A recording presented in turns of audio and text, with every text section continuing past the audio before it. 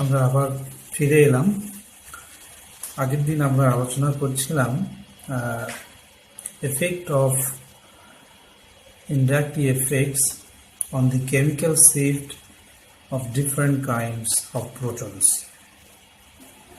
এবং সেখানে বেসিক্যালি আমরা ইন্ডাকটিভ এফেক্ট নিয়ে আলোচনা করেছিলাম এবং তার রেসপেক্টে আমরা অর্গানিক কেমিস্ট্রিতে যে সমস্ত ফাংশনাল গ্রুপ নিয়ে আলোচনা করি তাদের আমরা বিভিন্ন জায়গায় বা বিভিন্ন ডেল্টা ভ্যালুতে অ্যাসাইন করেছি। এখানে কতগুলো চার্ট দেওয়া আছে দেখো।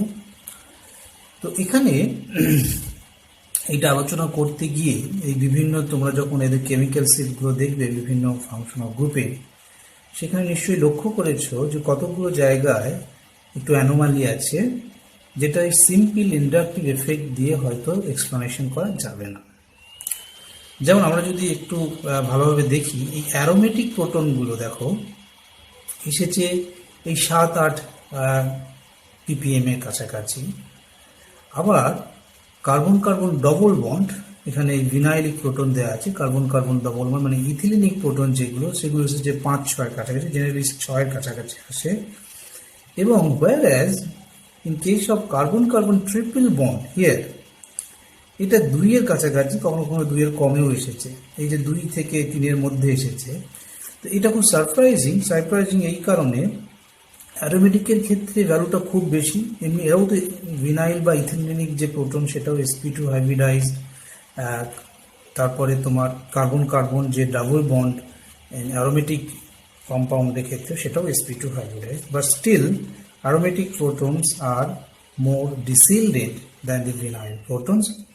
Same is true in case of acetylenic proton, which is sp hybridized, more electronegative, but even that also acetylenic proton is more shielded than the vinylic proton. সুতরাং কোথাও একটা ব্যাপার আছে, অন্য কোনো এফেক্ট আছে।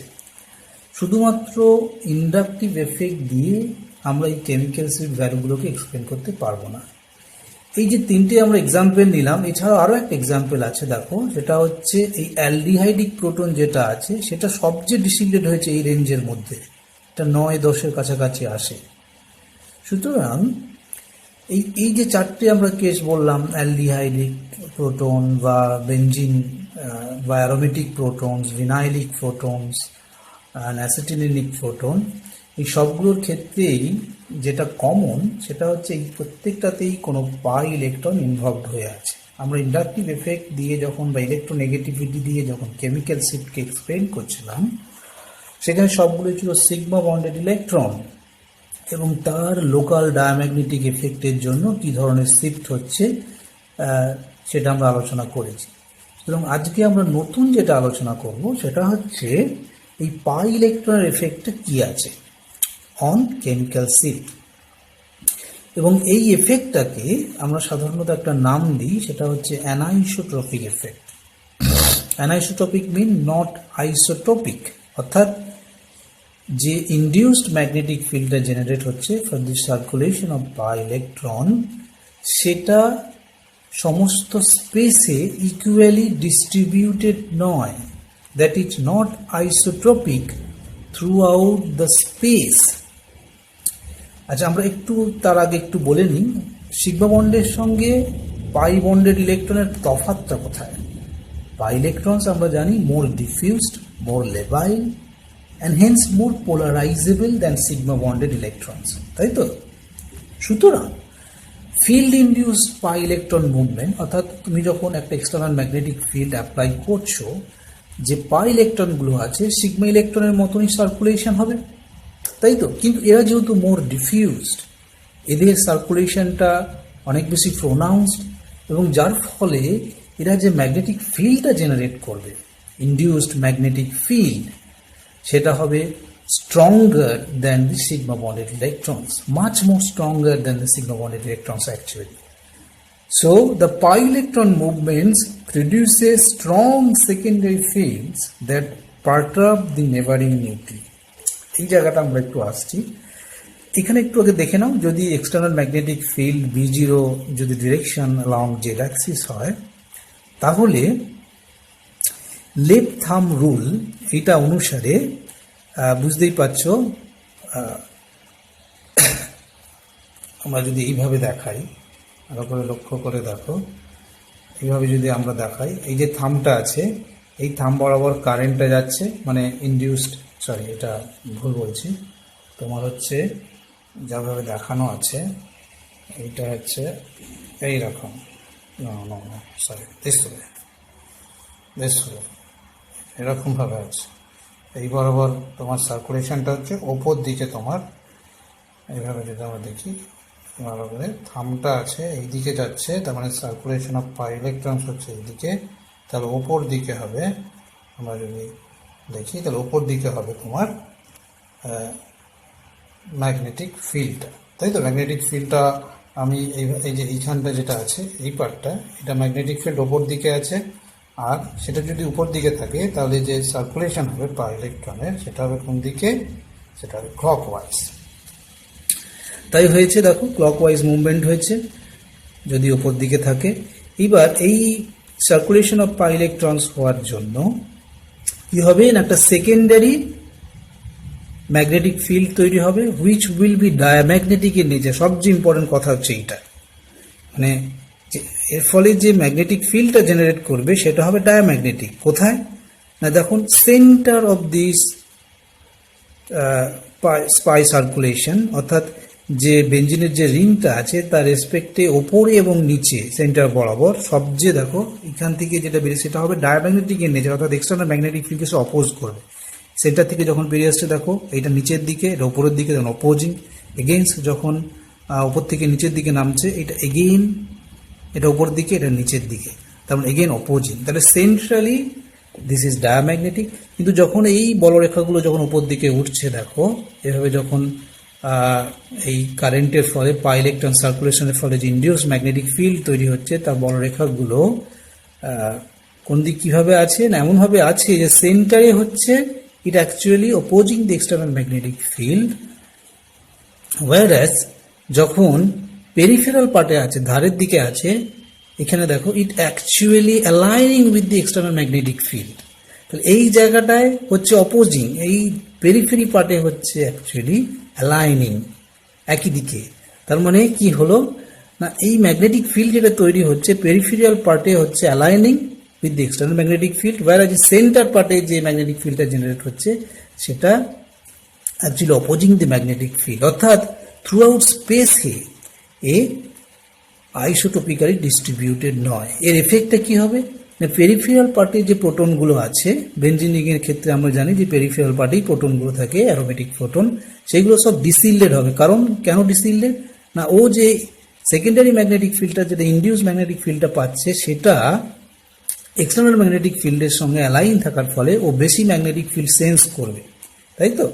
যার ফলে ওকে বাইরে থেকে কম ম্যাগনেটিক ফিল্ড দিলেই ও রেজোন্যান্সে আসবে। সুতরাং ওর ক্ষেত্রে এফেক্টটা হচ্ছে বেসিক্যালি প্যারাম্যাগনেটিক ইন নেচার, অর্থাৎ ও ডিসিল্ডেড হয়ে যাচ্ছে। হোয়ারাস যেগুলো সেন্টারে যদি কোনো প্রোটন থাকতো ওপরে বা নিচে, তাহলে আমরা দেখতাম এই মলিকুলার প্লেনের ওপরে বা নিচে যদি কেউ প্রোটন থাকতো সেইগুলো সবগুলোর ক্ষেত্রেই ও এখানে ডায়াম্যাগনেটিক, তার মানে সিল্ডেড হয়ে যেত। এক্সাম্পলটা দেখলে তোমরা বুঝতে পারবে এই এফেক্টটা। এখানে আমরা একটা এক্সাম্পল নিয়েছি যেখানে দেখো এই বেঞ্জিন রিংটার দুটো যে প্যারা পজিশনের সঙ্গে মিথিলিন গ্রুপ যুক্ত হয়ে একটা সাইক্লিক কম্পাউন্ড তৈরি করেছে। এই ধারের দিকে পেরিফেরাল পার্টের যে দুটো প্রোটন আছে তারা আসছে ডেল্টা 2.6-এ, কিন্তু এর ওপর এক্স্যাক্টলি ওপরে যে CH2 দুটো মিথিলিন দুটো আছে তারা আসছে 0.3 ডেল্টাতে। তার মানে এই দুটো proton more deshielded which are in basically the peripheral পার্টে যেগুলো আছে, আর যেগুলো সেন্টারের ওপরে আছে, ওপরে বা নিচে যে কোনো একটা হতে পারতো, তাহলে তারা হচ্ছে মোর সিল্ডেড। এটা নেট এফেক্ট হলো তাই, যদি পেরিফেরিয়াল পার্টে প্রোটন থাকে will be more deshielded as it is aligning with the external magnetic field, আর যেগুলো ঠিক টপে ওপরে বা নিচে থাকবে এই পাই ক্লাউডের রেসপেক্ট, এই মলিকুলার যে ওর যে মলিকুলার প্লেন বেঞ্জিন রিংয়ের রেসপেক্টে ওপরে বা নিচে থাকলেই ওটা হয়ে যাবে সিল্ডেড, কারণ এর actually opposing with the external magnetic field. এক্ষেত্রেও দেখো এই যে আমরা যে পাইরিনটা নিয়েছি এর ক্ষেত্রেও দেখো ওপরে এটা হচ্ছে তোমার আলফা বিটা আছে, দেখো ওপরে, এটা ওপরে আছে, এটা নিচে আছে, দুটোই ওপর নিচে আছে। দেখো 0.6 ডেল্টা মাইনাস, হ্যাঁ এটা মাইনাস 0.6 ডেল্টা, এটা মাইনাস 1.7, আর সবচেয়ে যেখানে স্টার্টিং হচ্ছে এই যে তোমার এন প্রোফাইল গ্রুপটার স্টার্টিংটা দেখো, এই সবচেয়ে সেন্টারে আছে এই মাইনাস 4.0 হাইলি সিলডেড। এই দুটো একই, কারণ এদের মধ্যে সিমেট্রি আছে, এরা হোমোট্রপিক প্রোটনস প্রত্যেকেই। এইগুলো এইটার সঙ্গে এইটার সঙ্গে এইটা, যে কালারগুলো যে দেওয়া আছে দেখো। তাহলে দেখো যত সেন্টারের কাছাকাছি যাচ্ছে তত বেশি সিলডেড হয়ে গেছে, এবং যত পেরিফেরাল পার্টের দিকে সরে যাচ্ছে, সেন্টার থেকে সরে যাচ্ছে, ধারের দিকে চলে যাচ্ছে, তত বেশি কম সিলডেড হচ্ছে বা ডিসিলডেড হচ্ছে। তাহলে বোঝা গেল এটা কেন অ্যানাইসোটপিক ইফেক্ট বলছি, নট আইসোটোপিক। যে ম্যাগনেটিক ফিল্ডটা তৈরি হচ্ছে, ইনডিউসড ম্যাগনেটিক ফিল্ড, সেটা তার স্পেশিয়াল ডিস্ট্রিবিউশনের উপর নির্ভর করছে। যে প্রোটন মানে একটা প্রোটন স্পেসে কিভাবে বিন্যস্ত হয়ে আছে তার উপর নির্ভর করছে সে কি ধরনের এক্সটার্নাল ম্যাগনেটিক ফিল্ডের রেসপেক্টে সেকেন্ডারি ফিল্ডটাকে ফিল করবে।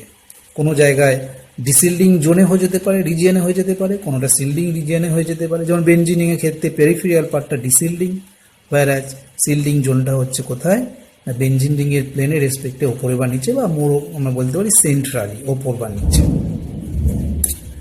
আর একে ডায়াম্যাগনেটিক অ্যানাইসোটপি কেন বলা হচ্ছে না, বেসিক্যালি এই ইনডিউসড যে ম্যাগনেটিক ফিল্ডটা তৈরি হচ্ছে সেটা কিন্তু নেচারটা ডায়াম্যাগনেটিক, মানে যখন তৈরি হচ্ছে দেখো, যখন তৈরি হচ্ছে জেনারেট করছে এক্সটার্নাল ম্যাগনেটিক ফিল্ডটার সঙ্গে, কিন্তু তখন ও ডায়াম্যাগনেটিক। এটা নিচের দিকে, এটা উপরের দিকে, এখানে এগেন যখন শেষ হচ্ছে দেখো, এটা নিচের দিকে শেষ হচ্ছে, এ উপর দিকে। তাহলে সেন্ট্রালি কিন্তু এটা diamagnetic in nature.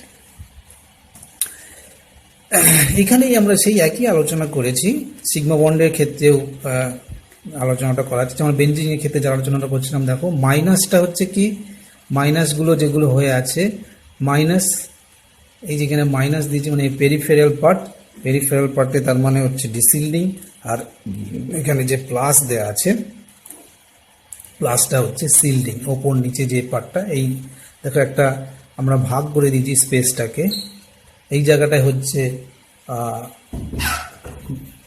সিল্ডিং plus সিল্ডিং minus ডিসিল্ডিং। এখানে আবার একটা এক্সাম্পল নেওয়া হচ্ছে দেখো, এই যে প্রোটনগুলো আছে এটা মাইনাস 0.5 ডেল্টাতে আসছে, স্ট্রংলি সিল্ডেড, ওয়্যারাজ এই অ্যারোমেটিক প্রোটনগুলো হচ্ছে ডিসিল্ডেড।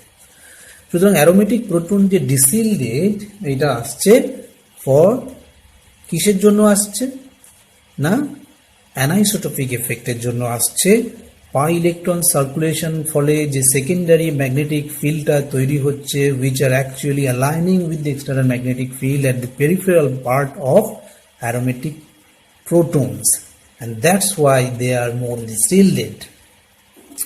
Similar effect আমরা লক্ষ্য করতে পারি in case of carbon-carbon double bond as well, সেটা এখানে দেখানো হয়েছে। দেখো কার্বন-কার্বন ডবল বন্ড এর রেসপেক্টেও আমরা যদি এইটা ক্ষেত্রে দেখি, এই এফেক্টটা হচ্ছে কার্বন কার্বন ডবল বন্ডের ক্ষেত্রে।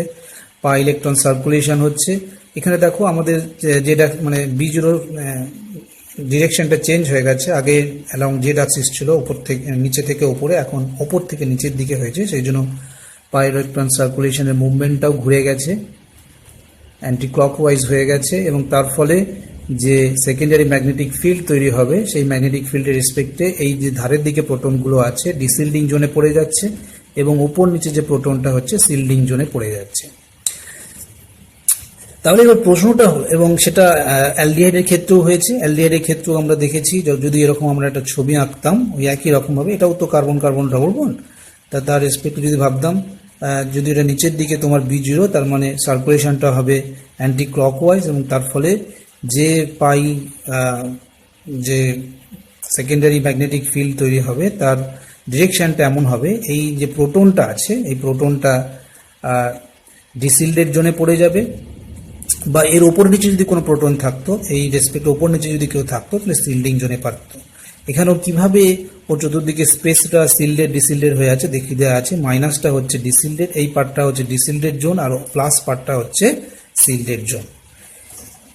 এইটার ক্ষেত্রে একটা এক্সেপশন আমরা দেখতে পারি, এক্সেপশনটা হচ্ছে in case of acetylene.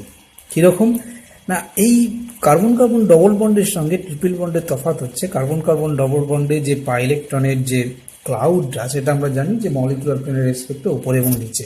whereas in case of acetylene it is cylindrical in nature, সিলিন্ড্রিক্যালের মতো।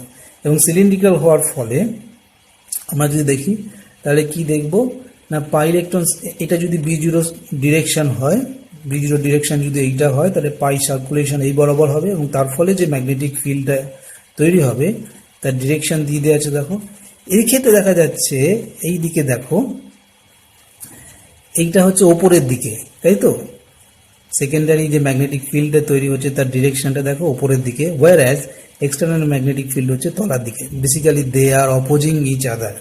সুতরাং এই যখনই পেরিফেরাল পার্টের দিকে চলে আসছে এই প্রোটনটার নাম শিল্ডেড। সাইনগুলো লক্ষ্য করবে তাহলেই বুঝতে পারবে এটা উপরের দিকে এটা নিচের দিকে, তার মানে এই পার্টটা হচ্ছে বেসিক্যালি শিল্ডেড নাও। আর আর এর যদি ধারের দিকে হতো, মানে নাও যদি সেন্টারের দিকে হতো, এই বরাবর যদি হতো, হ্যাঁ, তার রেসপেক্ট এই ধারের দিকটা কিন্তু ডিসিল্ডেড হয়ে যেত। কারণ এইখানে নাও এই জায়গা দেখো এটা নিচের দিকে এটাও নিচের দিকে, তার মানে এর যদি ওপর নিচে হতো তখন ওটা ডিসিল্ডেড হয়ে যেত, মানে পুরো উল্টোটা ঘটে যাচ্ছে, ঠিক না? সেই জন্যই আমরা দেখব যে acetylenic proton even though sp hybridised কার্বনের সঙ্গে লেগে আছে তবুও it is more shielded at this proton belongs to shielding zone. এবং এটা কেন হচ্ছে, এর কারণটা হচ্ছে পাই ইলেকট্রনের সিমেট্রিটা চেঞ্জ হয়ে যাচ্ছে। একটা সিলিন্ড্রিক্যাল ছিল, অ্যাসিটিলিনের ক্ষেত্রে সিলিন্ড্রিক্যাল, যার ফলে এক্সটার্নাল ম্যাগনেটিক ফিল্ডের রেসপেক্টে সেকেন্ডারি ম্যাগনেটিক ফিল্ড যেটা তৈরি হচ্ছে তার ডিরেকশনটা এমন হয়ে যাচ্ছে যে অ্যাসিটিলিনিক প্রোটনগুলো শিল্ডেড জোনে পড়ে যাচ্ছে।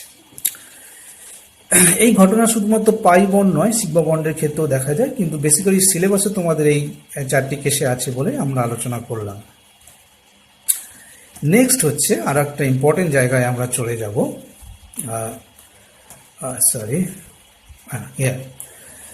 দুটো টার্মস খুব মনে রেখো, একটা হচ্ছে কেমিক্যালি ইকুইভ্যালেন্ট আর একটা হচ্ছে ম্যাগনেটিক্যালি ইকুইভ্যালেন্ট। আমাদের এখন বুঝতে হবে দুটো টার্ম কি বলছে এবং এদের মধ্যে তফাৎটা কি। কেমিক্যালি ইকুইভ্যালেন্ট মানে ধরা যাক দুটো প্রোটন যদি কেমিক্যালি ইকুইভ্যালেন্ট হতে হয় তাহলে তাদের কেমিক্যাল এনভায়রনমেন্ট সেম। সেটা কি করে বুঝবো না, তাদের কেমিক্যাল ভ্যালুটা এক হবে। whereas যদি দুটি প্রোটন ম্যাগনেটিক্যালি ইকুইভ্যালেন্ট হতে হয় তাহলে ওই দুটি প্রোটন তাদের নেবারিং আর একটা প্রোটনকে একই কাপলিং কনস্ট্যান্টে কাপল করবে। তার মানে কেমিক্যালি ইকুইভ্যালেন্সের সঙ্গে কেমিক্যাল সিট রিলেটেড আর ম্যাগনেটিক্যালি ইকুইভ্যালেন্সের সঙ্গে কাপলিংটা রিলেটেড হয়ে আছে। আমরা যদি ডেফিনিশন বলি, two protons are defined as being chemically equivalent if by virtue of symmetry within the molecule. আমরা জানি যে দুটো প্রোটন যদি কেমিক্যালি ইকুইভ্যালেন্ট হয় they should be homotopic or enantiotopic. তাহলে তাদের মধ্যে সিমেট্রি থাকবে, হয় সিগমা কিংবা কোনো প্রপার অ্যাক্সেস অফ সিমেট্রি থাকবে। দে আর ইন্টারকনভার্টেবল বাই দিস টু অপারেশনস। তাহলে সিমেট্রির জন্য তারা যদি কেমিক্যালি ইকুইভ্যালেন্ট হয় তাহলে তাদের their electronic environment are indistinguishable. Electronic বা কেমিক্যাল এনভায়রনমেন্ট সেম। আমরা জানি ইলেকট্রন যেহেতু কেমিক্যালের রিয়াকশনে পার্টিসিপেট করছে, সুতরাং ইলেকট্রনিক এনভায়রনমেন্ট বা কেমিক্যাল এনভায়রনমেন্ট সেম কথা। আর ম্যাগনেটিক্যাল ইকুইভ্যালেন্ট যদি হতে হয় তাহলে if each couples equally to a third neighbouring proton, neighbouring প্রোটনের সঙ্গে যদি একই কাপলিং কনস্ট্যান্টে কাপল করে তখন তারা magnetically equivalent. Otherwise they are not magnetically equivalent বা রাদার ম্যাগনেটিক্যালি নন ইকুইভ্যালেন্ট। তারপরে কতটা ভীষণ important, magnetically equivalent protons are chemically equivalent, but chemically equivalent protons may not always be magnetically equivalent. আমরা এক্সাম্পলগুলো নিলে বুঝতে পারবো। এখানে দেখো একটা এক্সাম্পল নেওয়া আছে, প্যারাডাই সাবস্টিটিউটেড বেঞ্জিন রিং নেওয়া আছে। এটা এক্স ওয়াই দুটো আলাদা ফাংশন গ্রুপ। এই এইচ এ ড্যাশ এরা কিন্তু কেমিক্যালি ইকুইভ্যালেন্ট, কারণ এদের দেখো সিমেট্রি আমরা যদি এই বরাবর একটা রাখি, they are homotropic in nature, same is true for H B and H B prime, দুটোই হোমোট্রপিক, তার মানে এরা কেমিক্যালি ইকুইভ্যালেন্ট। কিন্তু এইচ এ এবং H A prime magnetically equivalent নয়। কেন নয় না, তার কারণ এইচ এ যদি এইচ বির সঙ্গে যে কাপলিং কনস্ট্যান্ট কাপল করবে এইচ এ প্রাইম কিন্তু এইচ বি এর সঙ্গে একই কাপলিং কনস্ট্যান্টে কাপল করবে না। কারণটা কি, আমরা যখন পড়বো কাপলিং এর ব্যাপারটা, এরা অর্থ, আর এদের মধ্যে এইচ এর সঙ্গে এইচ বি রিলেশন অর্থ, আর এইচ এ প্রাইমের সঙ্গে এইচ বি রিলেশন হচ্ছে প্যারা। আমরা পরে পড়বো যে কতগুলো বন্ড তারা অ্যাপার্ট, মানে একটার সঙ্গে আর একটা কতগুলো বন্ডের ইন্টারভেনিং বন্ড কতগুলো আছে তার উপরে কাপলিং কনস্ট্যান্টটা আলাদা হয়ে যায়। বোঝা যাচ্ছে? এখানে দেখো এইচ এ এইচ বির মধ্যে যতগুলো ইন্টারভেনিং বন্ড আছে বেসিক্যালি 3 বোঝা আছে, আর এইচ এ প্রাইমের মধ্যে অনেক বেশি আছে। সুতরাং coupling constant with H B of HA and HA prime are not same. সুতরাং HA এবং HA prime chemically equivalent but magnetically non-equivalent. Same is true for HB and HB prime. এরাও chemically equivalent but not magnetically equivalent. আর HA HB এরা কিন্তু chemically non-equivalent. কারণ এই দুটো proton হোমোট্রপিকও নয়, এনানিসোট্রপিকও নয়। এদের মধ্যে কোনো সিমেট্রি রিলেশন নাই, মানে sigma or proper axis of rotation কিছু নাই। সুতরাং H A prime chemically equivalent but not magnetically equivalent. Same is true for H B and H B prime. Both H A and H B are chemically non equivalent. সুতরাং আমরা বলছি না H A H B chemically equivalent but magnetically equivalent নয়, কিন্তু H A prime কি magnetically equivalent নয়। সুতরাং এরা কেমিক্যাল ইকুইভ্যালেন্ট নাও হতে পারে। H A H B H A এবং এইচ এ প্রাইম যেহেতু কেমিক্যালি ইকুইভ্যালেন্ট বাট স্টিল তারা ম্যাগনেটিক্যালি ইকুইভ্যালেন্ট নাও হতে পারে। এই জন্য বলেছি যে chemically equivalent protons may not be magnetically equivalent. দেখো H A prime chemically equivalent but magnetically equivalent নয়। এখানে আরেকটা এক্সাম্পল নেওয়া যাক। এই জায়গাটায় দেখো H A prime F A prime. H A prime এরা দুটোই হচ্ছে chemically equivalent. F A prime এরাও কেমিক্যালি ইকুইভ্যালেন্ট, কিন্তু এরা ম্যাগনেটিক্যালি ইকুইভ্যালেন্ট নয়। অর্থাৎ এইচ এ এবং H A prime magnetically equivalent নয়, কারণ এইচ এ এইটার সঙ্গে মানে এফ এর সঙ্গে যে কাপলিং কনস্ট্যান্ট করবে আর এইচ এ প্রাইমের সঙ্গে কাপলিং কনস্ট্যান্ট এক হবে না, কারণ এটার ক্ষেত্রে রিলেশনটা হচ্ছে সিস, এটার ক্ষেত্রে রিলেশনটা হচ্ছে ট্রান্স। আমরা পড়বো সিস ট্রান্সের সঙ্গে নির্ভর করে কাপলিং কনস্ট্যান্টও চেঞ্জ হয়ে যায়। সুতরাং H A prime chemically equivalent, কারণ এর সিগমা অপারেশন আছে, বাট ম্যাগনেটিক্যালি ইকুইভ্যালেন্ট নয়। Same is true for F A and F A prime. আর এই এক্সাম্পলটার ক্ষেত্রে দেখো এখানে যতগুলো প্রোটন আছে কোনোটার মধ্যে সিমেট্রি রিলেশনটা ওটা নাই। সুতরাং H A H B and H C are all chemically non equivalent. বোঝা গেল? আচ্ছা, এইবার আমরা আর একটা ইন্টারেস্টিং জায়গায় যাব, সেটা হচ্ছে স্পিন কাপলিং। আমরা আগের দিন কতকগুলো এনএমআর স্পেক্ট্রা দেখিয়েছিলাম তোমাদের, তো সেগুলো ছিল খুব সিম্পলিফাইড, অর্থাৎ আমরা কাপলিংটাকে কনসিডার করিনি। এতক্ষণ পর্যন্ত আমরা এনএমআর এর যে ক্রাইটেরিয়াগুলো বলেছি, যে ইম্পর্টেন্ট জায়গাগুলো বলেছি, দুটো জায়গাকে আমরা কভার করার চেষ্টা করেছি। একটা হচ্ছে তার পজিশন, যেটা কেমিক্যাল শিফট থেকে জানতে পারা যায় একটা প্রোটনের, হ্যাঁ। আর 2 নম্বর হচ্ছে তার ইন্টেন্সিটি বা ট্রানজিশন প্রবাবিলিটি। সেটা কি থেকে জানা যায় না, কতগুলো নাম্বার অফ প্রোটনস থেকে, বেসিক্যালি মানে এক একটা কেমিক্যালি ইকুইভ্যালেন্ট গ্রুপে কতগুলো প্রোটন আছে সে থেকে বোঝা যায়, তাই তো? Number of protons related to intensity, আর পজিশনটা বা ডেল্টা ভ্যালুসটা বা কেমিক্যাল শিফট ভ্যালুটা হচ্ছে তার পজিশন। এই দুটো ইম্পর্টেন্ট জিনিস আমরা পড়েছি, সেটা থেকে একটা প্রোটন থেকে আরেকটা প্রোটনকে আলাদা করতে পারি। আরও একটা ইম্পর্টেন্ট জায়গা আমরা আসবো, সেটা হচ্ছে যে নেচার থেকেও, মানে একটা পিক আর একটা পিকের সঙ্গে কীরকম নেচার তার উপরও কিন্তু আমরা আলাদা করতে পারি। কিভাবে আলাদা করবো না, তার এই নেচার থেকে বেসিক্যালি তার নেভার সম্পর্কে জানা যায়। হ্যাঁ, বেসিক্যালি যে কেমিক্যালি আমাদের যে প্রোটোনেমার স্পেক্ট্রার নেভারিং এনভায়রনমেন্ট বা কেমিক্যাল এনভায়রনমেন্ট ভীষণ দায়ী, মানে খুব ইম্পর্টেন্ট, কিন্তু তার নেভারটা কীরকম, তার সাবস্টিটিউশন প্যাটার্ন কীরকম, এটা বুঝতে গেলে কাপলিংটা একটা গুরুত্বপূর্ণ ভূমিকা নেয়। একটা এক্সাম্পল আমরা প্রোটন এনএমআর স্ট্রাকচার নিয়েছি, যেটা হচ্ছে ইথানল, খুব সিম্পলিফাইড। কিরকম না, দেখো এখানে 3 ধরনের কেমিক্যালি ইকুইভ্যালেন্ট প্রোটন আছে, OH proton, methylene proton, methyl proton. 3 ধরনের প্রোটন আছে, 3 types of chemically equivalent protons. এর মধ্যে OH-টা সবচেয়ে বেশি ডিসিলেটেড হবে, কারণ এটা অক্সিজেন ইলেকট্রোনেগেটিভ এলিমেন্টের সঙ্গে লেগে আছে, এটা একটা সিলেট দেখাচ্ছে। বাদ বাকি দুটো প্রোটনের কথা ভাবো, তারপরে কোনটা হবে? এই মিথিলিন প্রোটন যেহেতু ডাইরেক্ট অক্সিজেনের সঙ্গে লেগে আছে, তাহলে this 2 protons will be more deshielded than this methyl proton, সেটা এসেছে এইখানে, মিথাইল প্রোটন এসেছে এই জায়গায়। আর সবচেয়ে বেশি সিলেটেড হবে মিথাইল প্রোটনটা, বোঝা গেছে? পজিশনগুলো তো আমরা সহজে বোঝা যাচ্ছে, but interesting thing is it's multiplicity, কিভাবে এসেছে। দেখো এটা এসেছে সিংলেট, এটা কেন সিংলেট এসেছে আমরা পরে আলোচনা করবো, অন্য একটা ব্যাপার আছে, কেমিক্যাল এক্সচেঞ্জ আছে ব্যাপারটা, সেটা আমরা আলোচনা করবো পরে। এই দুটো ক্ষেত্রে মন দাও, মিথাইল প্রোটন এবং মিথিলিন, এটা হচ্ছে মিথিলিন প্রোটন CH2, আর এইটা হয়েছে তোমার মিথাইল প্রোটন। এই যে মিথাইল ট্রিপলেট দেওয়া আছে, আর এটা মিথিলিন কোয়ার্টেট, এটা লেখা হয়নি এখানে, এটা হচ্ছে মিথিলিন কোয়ার্টেট, 4 মিথাইল ট্রিপলেট। দেখো এখানে 3টে আছে ট্রিপলেট, এখানে 4টে আছে কোয়ার্টেট। আচ্ছা, এইবার হচ্ছে কেন এরকম হলো, এখান থেকে আমরা একটু যদি ভালো করে লক্ষ্য করে দেখি, তাহলে দেখো এইটা কেন কোয়ার্টেট, তার একটা রিলেশন হয়তো এখানে আছে। সেটা হচ্ছে কি, এটা 3 তাই এটা 4 হয়েছে, 3 + 1 4।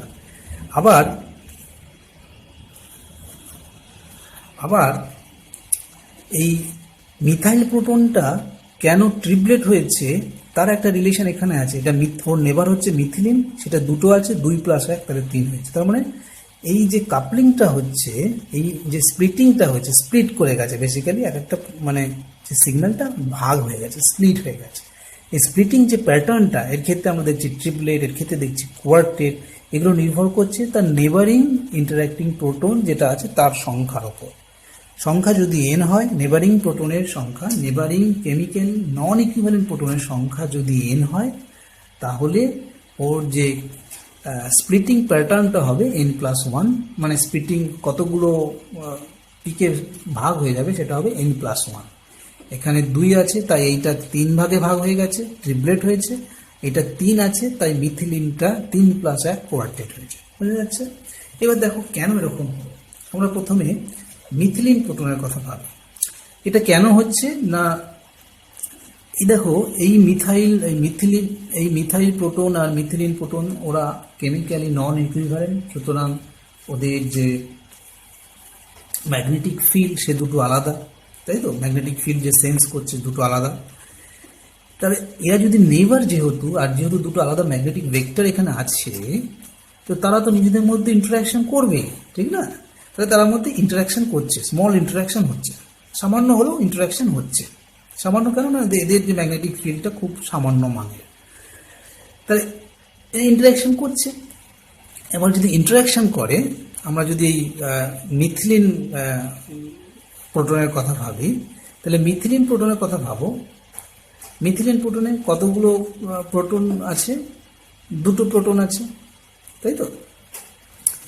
এই 2টো প্রোটনের যে স্পিন ওরিয়েন্টেশন কি কি হতে পারে, এটা ধরা যায় অ্যাপ্লাইড ফিল্ড, এর ডিরেকশন হচ্ছে এই বরাবর।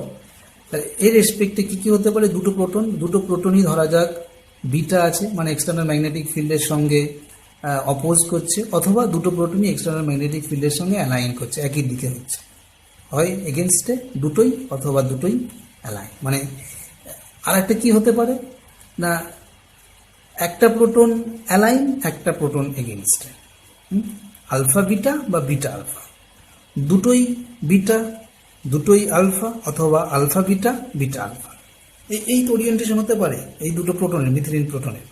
তার মানে দেখলাম যে এই মিথাইল প্রোটনটা এই মিথিলিন প্রোটনকে, সামনের নেবারিং প্রোটনটাকে যখন দেখছে, হ্যাঁ, মিথিলিনকে যখন দেখছে, এর স্পিন ওরিয়েন্টেশন 3 রকম হতে পারে। কি কি?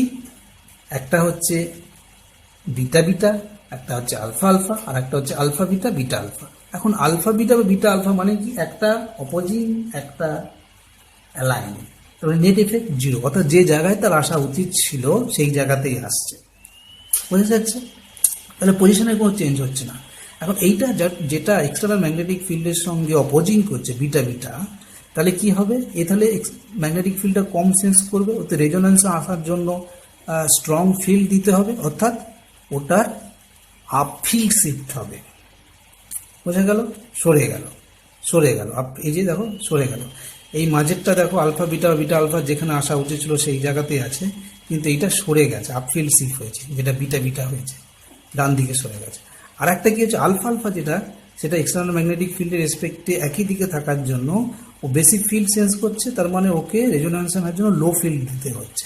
সুতরাং ওর বেসিক্যালি ডিসিল্ডিং হয়েছে, ডিসিল্ডিং হয়েছে, এটা রেসপেক্টে ডিসিল্ডিং হয়েছে। তাহলে বেসিক্যালি আমরা দেখছি ও 3 ভাগে ভাগ হয়ে যাবে। কি কি? Beta beta, alpha beta beta alpha and alpha alpha. এখানে দেখো একটা, এখানে দুটো পসিবল ইকুইভ্যালেন্ট ওরিয়েন্টেশন, আর এখানে হচ্ছে একটা, তার মানে রেশিওটা হবে 1:2:1। বোঝা যাচ্ছে? সেটাই হয়েছে। দেখো মিথাইল প্রোটন, এর নেবার হচ্ছে মিথিলিন, মিথিলিনে দুটো প্রোটন আছে, তার স্পিন ওরিয়েন্টেশনের উপর রেসপেক্টে 3টে পসিবল ওরিয়েন্টেশন পাওয়া যাচ্ছে এবং রেশিও হচ্ছে 1:2:1, তাই হয়েছে। আমরা যদি এবার মিথাইল প্রোটনের এফেক্টটা, কাপলিং এফেক্টটা মিথিলিন প্রোটনে কীভাবে পড়বে সেটা যদি দেখি, তাহলে আমি বলছি কি যে স্পিন পিন যে কাপলিং প্যাটার্নটা সেটা নির্ভর করবে তার নেবারের ওপর। তার মানে এই মিথিলিন যে সিগন্যালটা এইটা, সেটা কীরকমভাবে স্প্লিট হয়ে যাবে তা নির্ভর করছে মিথাইলের ওপর। মিথাইলে যেহেতু 3টে আছে তাহলে কোয়ার্টেট হবে, 3+1 কোয়ার্টেট। এখন এই 3টে প্রোটনের রেসপেক্টে আমরা যদি আগে দুটো যেমন করেছি, এক্ষেত্রে মিথাইল প্রোটনের 3টের যদি করি, এর পসিবল 8 পসিবল ওরিয়েন্টেশন পাওয়া যাবে। এটা একটু ভালো করে লক্ষ্য করে দেখবে, তার মধ্যে খুব ভালো করে লক্ষ্য করে দেখা যাবে এর মধ্যে বেসিক্যালি 4টে সেট আছে, একটা সেট, দুটো সেট, 3টে, 4টে সেট। এটা সবগুলোই এগেনস্ট, এটা সবগুলোই aligning with external magnetic field. আর এর মধ্যে দেখো প্রথমটায় কি হয়েছে না, এটা প্রথমটায় দুটো এগেনস্টে একটা অ্যালাইন এই সেটটার মধ্যে আছে, আর এই সেটটার মধ্যে দুটো অ্যালাইনিং একটা এগেনস্ট। অর্থাৎ আমরা দেখব যে কোনোটাই যে জায়গায় আসা উচিত ছিল সেই জায়গায় নেই, দুটো হবে সিলডেড, এই দুটো সিলডেড হয়েছে আর এই দুটো ডিসিলডেড হয়েছে। বোঝা যাচ্ছে? তার মানে বেসিক্যালি 4টে যেহেতু সেট পাওয়া যাচ্ছে, তাহলে আমরা এখানে দেখতে পাবো এই কোয়ার্টেট হবে। আর রেশিও কি হবে? এটা একটা ওরিয়েন্টেশন আছে, এটাও একটা আছে, এটা 3টে করে আছে, তাহলে রেশিও হবে 1:3:3:1। এটা কিন্তু তাই আছে, 1:3:3:1। বোঝা যাচ্ছে? আর একটা ইম্পর্টেন্ট ফ্যাক্টর, এই যে ভাগ হয়ে গেল, যে স্প্লিটিং হয়ে গেল, হ্যাঁ, এদের মধ্যে যে ডিস্টেন্সটা, এই যে ডিস্টেন্সটা আছে এইটার সঙ্গে এইটার ডিস্টেন্স, এটাকে আমরা বলি কাপলিং কনস্ট্যান্ট। একে বড় হাতে যে অক্ষর দ্বারা সূচিত করা হয়, বড় হাতে যে, যে বা যে কাপলিংও এই জন্যকে বলা হয়। এবং দেখা যাবে এরা দুজন যেহেতু ইন্টারঅ্যাক্টিং, এইটা এর সঙ্গে ইন্টারাকশন করছে, দুটো যেহেতু ইন্টারঅ্যাক্টিং প্রোটন কাপলিং করছে, পার্টিসিপেট করছে, এই ডিফারেন্সটা সবার ক্ষেত্রে সমান। এইখানে এই দুটোর সঙ্গে যে ডিফারেন্স, এইটার সঙ্গে এইটার বা এইটার সঙ্গে এইটার যে ডিফারেন্স কাপলিং কনস্ট্যান্ট, এখানে দেখবো এই দুটোর মধ্যে ডিফারেন্স সব এক, অর্থাৎ কাপলিং কনস্ট্যান্টটা একই থাকছে। যদি তারা ইন্টারঅ্যাক্টিং হয়, দুটো কেমিক্যালি নন ইকুইভ্যালেন্ট প্রোটন যদি নিজেদের মধ্যে কাপলিংয়ে অংশগ্রহণ করে, তার মানে তারা নেভারিং, তাদের কাপলিং কনস্ট্যান্টটা একই হবে। Two neighboring chemically non-equivalent proton couples with each other with same coupling constant. হ্যাঁ, এখানে একটা এক্সাম্পল নেওয়া হয়েছে। দেখো এখানে বেসিক্যালি বুঝতেই পারছো 3 ধরনের প্রোটন আছে। হ্যাঁ, এর মধ্যে সবচেয়ে বেশি সিলডেড হয়ে আছে এটা দেখো, এটা হচ্ছে ইথাইল অ্যাসিটেট, তাই তো, ইথাইল অ্যাসিটেট। এই মিথাইলটা যেটা ব্লু কালারে আছে সবচেয়ে বেশি সিলডেড, এবং এই সিল্ডিং হওয়ার জন্য এর নেবার যেহেতু মিথিলিন দুটো আছে, তার মানে এই মিথাইল প্রোটনটা ট্রিপলেট হয়েছে 2+1। আবার এই মিথিলিন প্রোটনটা তারপরে নেক্সট হচ্ছে এর সবচেয়ে বেশি সিলডেড, এই ডিসিলডেড, কারণ এর ডাইরেক্ট অক্সিজেনের সঙ্গে লেগে আছে, তার মানে এই সবচেয়ে বেশি ডিসিলডেড এই মিথিলিনটা। এর পাশের নেবারটা হচ্ছে কে, মিথাইল, তিনটে আছে, তাহলে 3 + 1 মানে 4, কোয়ার্টেট হয়েছে, দেখেছো। আর সবচেয়ে বেশি এই দুটোর মাঝামাঝি কেস হচ্ছে এইটা, কারণ এই কার্বনিল গ্রুপের ইলেকট্রন উইথড্রয়াল এফেক্টটা পাচ্ছে, যে এই মিথাইলটা পাচ্ছিল না। সুতরাং এইটা দেখো সিংলেট হয়ে আছে, কারণ এর নেবারিং কোনো ইন্টারাক্টিং প্রোটন নাই, এর নেবারিং হচ্ছে এই কার্বন, কোনো প্রোটন নাই, সুতরাং কাপল করার কেউ নাই, সুতরাং ও সিংলেট হিসাবে এসেছে, বোঝা যাচ্ছে। তার মানে এই হলো কাপলিং। হ্যাঁ, এখানে দেখো, এখানে বলে দেওয়া আছে যে কাপলিংটা কিরকম হয়, যে মিনিমাম ডিস্টেন্স দুটো প্রোটনের মধ্যে যদি কাপল হতে হয়, মিনিমাম 3 বন্ড কাপলিং সাধারণত আমরা দেখে থাকি, 1, 2, 3 বন্ড কাপলিং সাধারণত দেখা যায়, এবং একে বলা হয় জে কাপলিং। হ্যাঁ, আর এইটাও যে 1 বন্ড কাপলিংও হতে পারে, এটা কার্বন 13 যদি হয়, দুটোই যদি তোমার ম্যাগনেটিক্যালি অ্যাক্টিভ নিউক্লিয়াস হয়, তাদের মধ্যেও কাপলিং হতে পারে, সেটা আমরা পরে দেখব। বেসিক্যালি আমরা যে সমস্ত আলোচনা করব, আইদার 1-2 কাপলিং বা জেমিনাল কাপলিং, অথবা 1-3 কাপলিং বা ভিসিনাল কাপলিং। এই দুটো ভিসিনাল কাপলিং হয়েছে, এটা দেখতে পাই তোমাদের সিলেবাসে, কিন্তু 1-3 কাপলিংই আছে, মানে ভিসিনাল কাপলিংই আছে। দেখো, একটা যদি নেবারিং প্রোটন থাকে, যদি একটাই প্রোটন থাকে, n neighbouring spin split into n+1 single spin হলে একটাই স্পিন, 1 নেবারিং স্পিন যদি হয় তাহলে হবে ডাবলেট, যদি 2 নেবারিং স্পিন হয় তাহলে হবে ট্রিপলেট। দেখো এখানে দেওয়া আছে এই প্রোটনটার জন্য, এখানে দুটো নেবারিং প্রোটন, এর জন্য কি হয়েছে দেখো, এই যে কালো CH-টা আছে, এ ট্রিপলেট হয়েছে, কারণ এর নেবারে হচ্ছে CH2 আছে, দুটো প্রোটন আছে, 2 + 1 3। আবার এই রেডটা দেখো, মিথিলিনটা কি হিসেবে এসেছে, ডাবলেট হয়েছে, কারণ এর নেবার CH আছে, বুঝা যাচ্ছে। ঠিক আছে, এই পর্যন্ত। একটা বলতে ভুলে গেলাম, সেটা হচ্ছে যে এই যে কাপলিং প্যাটার্নগুলো আমরা সহজেই পাস্কাল ট্রায়াঙ্গেল থেকে পেয়ে যেতে পারি। যেমন আমি বললাম, যদি দুটো প্রোটন থাকে তাহলে ট্রিপলেট হবে, দুটো যদি নেবারিং কেমিক্যাল ইকুইভ্যালেন্ট প্রোটন থাকে ট্রিপলেট হবে, তাদের রেশিও হবে 1:2:1। সেটা আমরা এই দেখো এই পাস্কাল ট্রায়াঙ্গেলে কিন্তু সহজে বোঝা যাচ্ছে, 1:2:1। যদি তিনটে থাকে, যেমন মিথাইল থাকার জন্য মিথিলিনটা কোয়ার্টেট হয়ে গিয়েছিল, রেশিও ছিল 1:3:3:1। হ্যাঁ, যদি 4টে থাকতো তাহলে সেটা কুইন্টেট হতো, তাই তো, সরি 4টে থাকলে পেন্টেট হতো, কুইন্টেটও বলে, তাহলে পেন্টেট যদি হতো তাহলে রেশিও হতো 1:4:6:4:1। অর্থাৎ এই যে পাস্কাল ট্রায়াঙ্গেল, এটা থেকেও আমরা এই মাল্টিপ্লিসিটি প্যাটার্নটাকে এক্সপ্লেন করতে পারি। স্পিন স্পিন ইন্টারাকশনটা হচ্ছে দুটো কেমিক্যালি নেবারিং নন ইকুইভ্যালেন্ট প্রোটনগুলোর মধ্যে, বোঝা যাচ্ছে। নেবারিং প্রোটনের সংখ্যার উপরে স্প্লিটিং প্যাটার্নটা নির্ভর করবে। নেবারিং প্রোটনের সংখ্যা যদি n হয় তাহলে ওটা স্প্লিট হয়ে যাবে n+1 এ।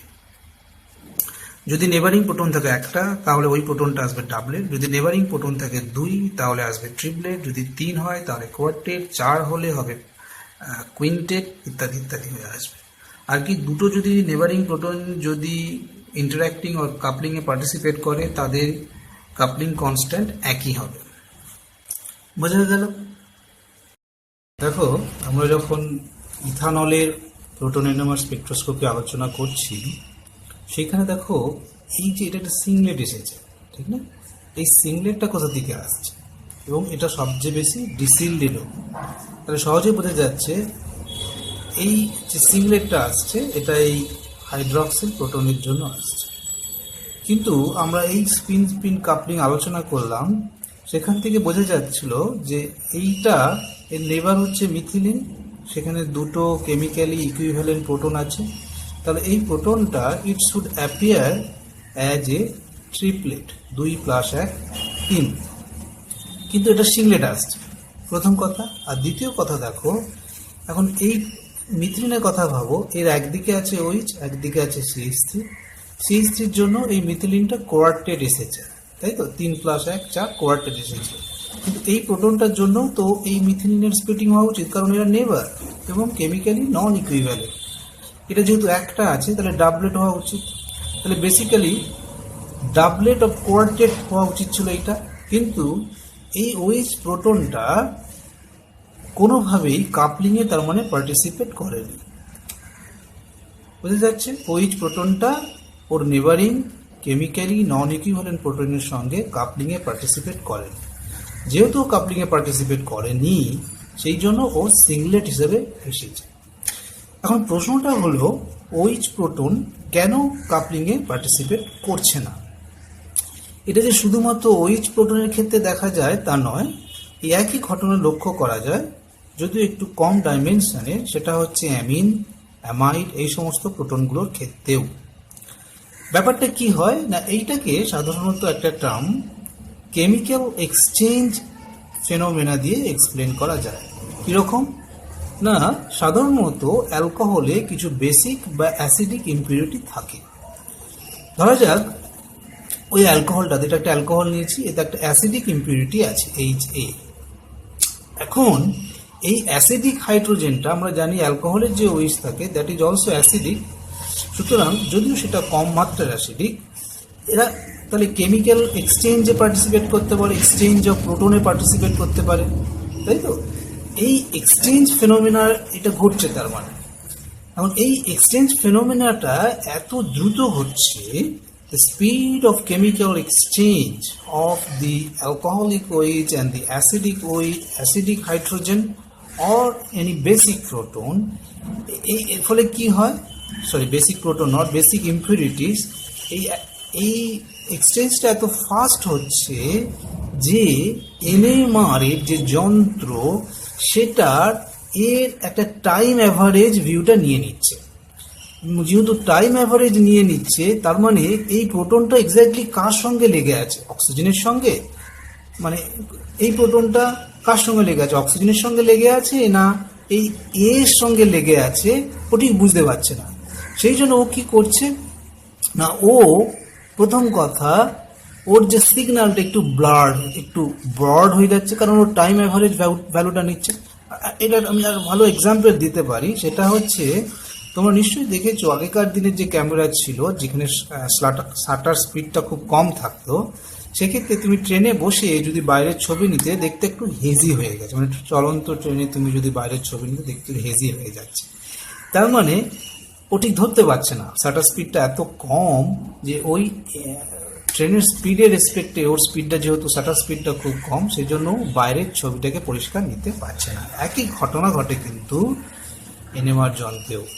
তার এই যে রেকর্ডিং যে টাইম, ডিলে টাইম যেটাকে বলা হয়, সেটা এত কম, মানে তার রেসপেক্টে এই এক্সচেঞ্জটা অত্যন্ত দ্রুত হারে ঘটে। সেই জন্য ও কি করছে না, এদের যে ক্লিয়ার পিকচারটা, ওই প্রোটনটা পার্টিকুলার ওই প্রোটনটা কার সঙ্গে লেগে আছে সেটাও জানতে পারছে না। সেই জন্য অস্পষ্ট একটা আনসার্টেনটি ব্যাপার চলে আসছে, এবং সেই জন্য একটু ব্লার্ড হয়ে যাচ্ছে। আর যেহেতু এই অক্সিজেনের সঙ্গে এই হাইড্রোজেনটা থাকছে কি থাকছে না, মানে সবসময় নাও থাকতে পারে, সেই জন্য এই কার্বনের যে প্রোটনটা আছে সে একে সবসময় দেখতে পাচ্ছে না, এবং যার ফলে ওর সঙ্গে ও কাপলিংয়েও পার্টিসিপেট করতে পারছে না। বোঝা যাচ্ছে? এখন যেহেতু এই এক্সচেঞ্জটা কি ইম্পিউরিটিজ আছে, কি অ্যাসিড বা বেস ক্যাটালাইজ ব্যবহার করছে, তার উপর তার রেটটা নির্ভর করে।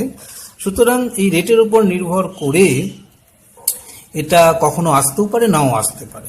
যত তোমার ইম্পিউরিটি থাকবে তত না আসার, মানে ওই কাপলিংয়ে পার্টিসিপেট নাও করতে পারে এক্সচেঞ্জ ফেনোমেনার জন্য, এবং বেশিরভাগ যত তোমার ইম্পিউরিটি থাকবে তত ওটা ব্রড হয়ে যাবে।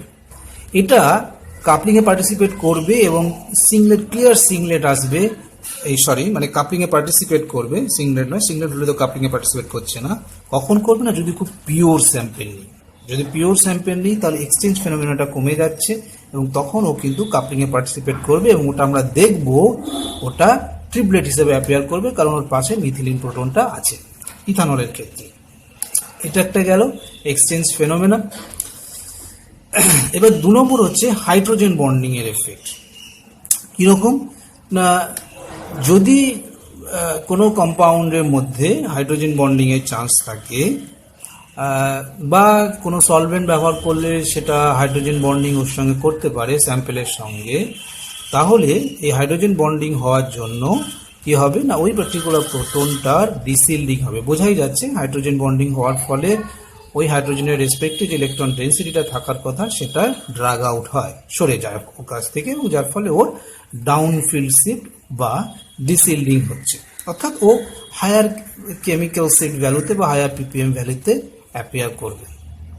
কিন্তু যেহেতু হাইড্রোজেন বন্ডিং কতকগুলো ব্যাপার উপরে নির্ভর করে, যেমন সলভেশন কেমন হচ্ছে, অ্যাসিডিটি কেমন, কনসেন্ট্রেশন, টেম্পারেচার, এই সমস্ত ব্যাপারগুলোর ওপর যেহেতু হাইড্রোজেন বন্ডিং ডিপেন্ড করে, সেই জন্য এইগুলো যদি ভ্যারি করে যায়, এক্সটেন্ট অফ হাইড্রোজেন বন্ডিংও চেঞ্জ হয়ে যাবে, এবং সেই জন্য ওই হাইড্রোজেন বন্ডের যে প্রোটনটা আছে সেটা বিভিন্ন কেমিক্যাল শিফট পজিশনে আসবে, অ্যাপিয়ার করবে। একই প্রোটন তুমি যদি সলভেন্ট চেঞ্জ করো, হ্যাঁ, তুমি যদি সে কনসেন্ট্রেশন চেঞ্জ করো, হ্যাঁ, এই সমস্ত ব্যাপারগুলো যদি তুমি যে চেঞ্জ করো, তাহলে ও কিন্তু ওর শিফট হয়ে হয়ে যাবে।